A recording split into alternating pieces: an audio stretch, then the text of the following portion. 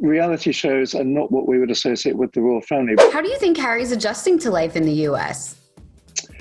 Well, from this side of the pond, it's quite hard to say because we're looking at it from a slightly biased perspective, and we have to look at how the engagements, say, in the past few days have been reported in the US media, and the response in the United States was very mixed. That the New York Post, for example, had a very specific take on the visit, which was quite astounding, really, compared to some of the US media. And you'd kind of expect that of some of the British newspapers, but seeing it reported that way in the US was a bit of a surprise. But so how will they be received? A bit difficult from over here to see, but I think we need to see them doing a lot more of what they've just been doing to be able to gauge the reaction from the US people specifically. But clearly they are now doing what they hoped to do a year or more ago, had it not been for the pandemic. Mm-hmm.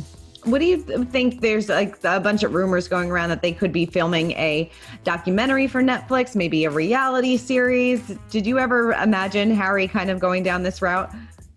Never. I mean, there's always been a significant presence with the British royal family in terms of documentary stuff, and the Duke of Cambridge this coming weekend has got a series that he is going to be presenting. It's a 5-part series on the BBC, with whom he fell out only very recently. There was the big fuss about the Panorama programme, in which his mother appeared more than 25 years ago and upset him and Harry greatly. So the fact that William is now taking part in this BBC documentary series is quite something, but it's a great platform for the message he's trying to get across. And of course, it will also be aired in the US in the coming weeks. So it's a big deal.